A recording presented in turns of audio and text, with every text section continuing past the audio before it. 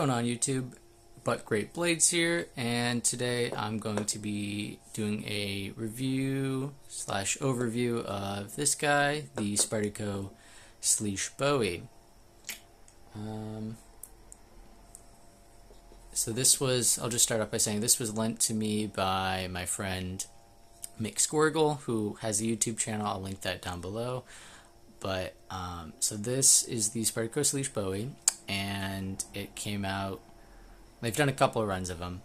The original one was in 2013, I believe it was, and then they did a second run in 2021, and then this one came out earlier this year in 2024. And they all kind of remained largely the same. Couple differences in between. The releases there, but largely the same knife. I don't have a scale at the moment, unfortunately. It's on the way, and I want to get some calipers and some other things as well, but I can just list off a couple specs here. So for starters, it's 4.3 ounces. It's got a cutting edge of 3.14 inches. The overall blade length, though, is 3.42 inches. And then the overall size of the knife, including the handle, is 7.79 inches. It's also got a blade stock thickness of 138 thousandths. And it runs on phosphor bronze washers as well on the internals. As far as materials, this is a titanium scale, and you can't really tell with the angle and the lighting that I have here quite, but I'll try and get it. It is slightly contoured. It's not a flat scale. There is a little bit of a curve on here. And then the blade steel is M390, which is different from the first original one. The first original run, sorry, that was CTS XHP, I believe. It's also finished a little bit differently. The original one and the second run were mirror polished, a slight mirror polish, I believe. This one, I don't know if it'll come through, but this one is just a belt satin finish, which is okay. And then it's a flat grind. It's full flat grind. The other difference that the knife had from the first original run is the color here. So originally, the first one was just a kind of bronzy gray stonewash titanium. This one is a bead blasted blue anodized titanium.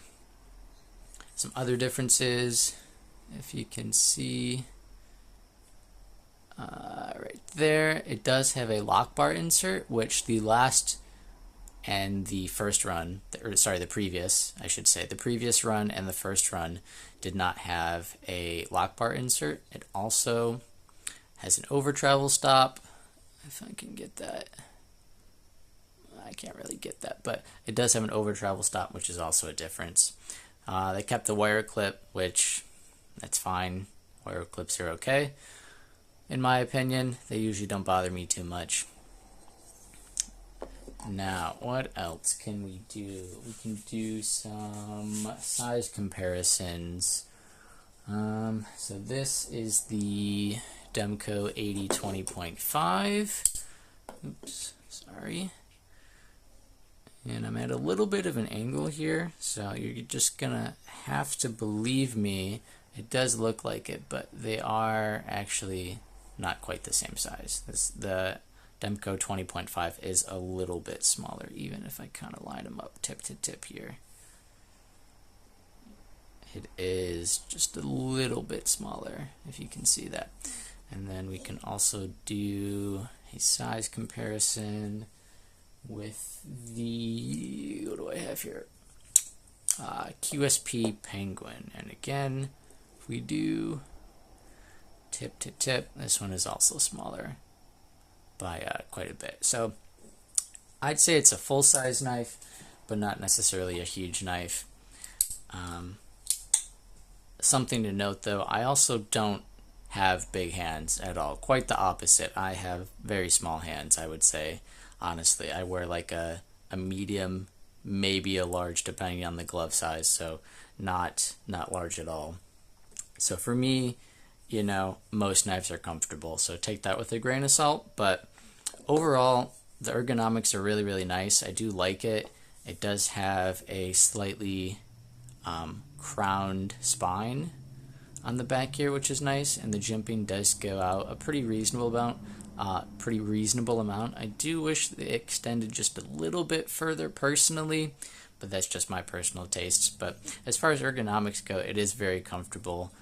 I personally don't really feel any hot spots on the pocket clip here as I would use the knife. Even really squeezing down on here, I don't feel it too bad. Maybe just a little bit right about here, I'd say, but nothing too bad. And then what else can I talk about here? I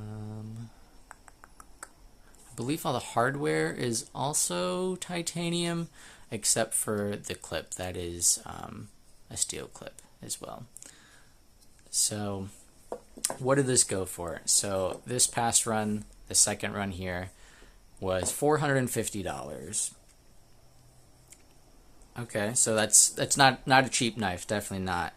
But the previous run was $400, and the original first run in 2013 was $300. So it's definitely gone up in price, but the original run to now is over a decade, so inflation unfortunately is going to be a factor here.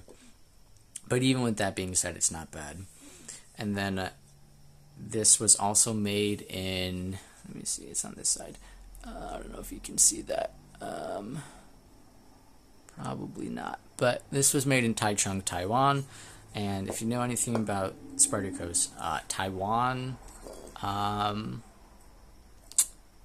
plant, they are pretty amazing, pretty consistently amazing as well on their fit and finish, and it's definitely a very well made knife.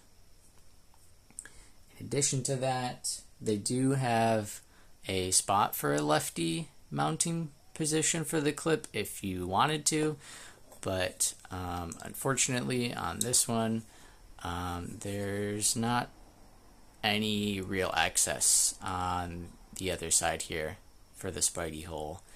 I mean, this side just fine, no problem, but on the left side you can kind of reverse flick it, but honestly it's pretty difficult. I wouldn't really recommend it. It's pretty tough. So yeah, this was made by, I'm probably going to butcher this name, I'm so sorry, Marcin Slysz. He is a Polish knife maker. He has made a few other models with Spyderco. The Spidey Chef, the Techno 2, and I think there's the Techno 3 as well now, and then also the Swayback. I've never handled any of those other ones personally. I know of them. I know people enjoy them. I know they're well made because they're made by Taichung Taiwan's, or Spyderco's Taichung Taiwan plant, which, like I said before, they're really good at that. Overall though, I think it's a solid piece. If you enjoy the look of it, you know, if you have had some of his other designs, or if you've had the other previous runs of the Slysz before, it's definitely a nice piece just to have in your collection. I would say honestly though, the only thing, I'd say there's two main things that I don't personally love. First one being, yeah, the lack of access on the back here for the Spidey hole. More so because I'm not left-handed, but for people that are left-handed, it would be kind of awkward to have the pocket clip on the lefty side, but then, I don't know, I feel like that'd be kind of awkward to do. But maybe not.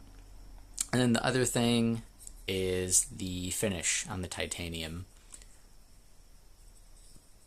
For whatever reason, whenever Spyderco does coated blades, or a lot of times when they do certain types of anodization finishes on their scales, I just am not a big fan. This one is pretty chalky, kind of similar, I'd say, to like the bead blast that's on a Chris Reeve. I know a lot of people do like that, but for me personally, it's not my favorite. But again, it's not a deal breaker.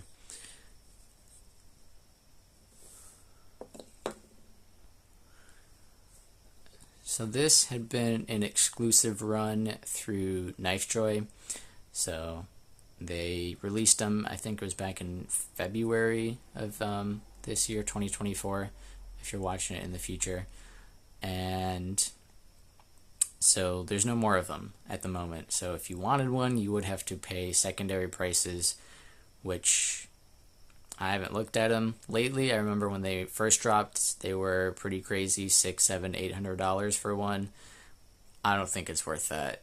Even if you really like the knife, I'd say hold on. You know, either wait for a better deal, or now that KnifeJoy has done 2 runs of this one, I'd say maybe just hold on and they might make another one in the future.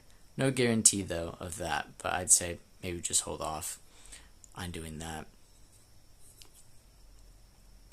So unfortunately I can't provide a link or anything to purchase one of these. You just gotta hold on and wait, or if you really do want one, I'm sure there's someone selling one on eBay or something like that for a ridiculous price.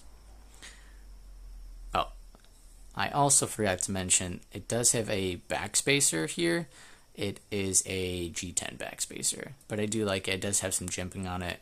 Gives you a little bit of traction, kind of really cement the knife in your hand, which I do like. Overall though, I think it's a solid knife. Alright, I think that will conclude my little overview of this one. Also just a little thing at the end here. I just wanted to kind of say thank you to everyone who watched my first video that I posted, and gave me some feedback on it. You know, I know there's a couple of things I gotta fix. Mostly I'd say the lighting and the background here. I need something that's not so reflective. I need some better lighting. At the moment I am just filming on a tabletop here in my bedroom, so I'm a little limited, but I think as I film some more videos and, you know, hopefully, you know, as things start to roll in, I'll upgrade that a little bit. But I just want to say thank you. And with that being said, that'll be the end of the video. I'll catch you guys next time. Bye.